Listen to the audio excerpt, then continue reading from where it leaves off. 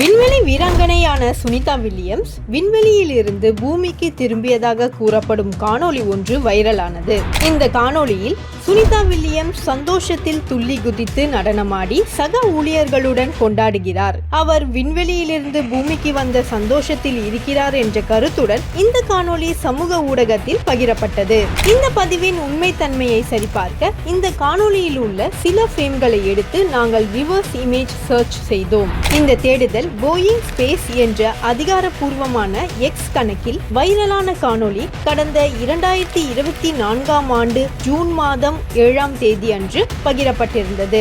இந்த பதிவில் சுனிதா வில்லியம்ஸ் மற்றும் புட்ச் வில்மோர் சர்வதேச விண்வெளி நிலையத்தை வந்தடைந்தனர் என்ற தகவலுடன் இருந்தது.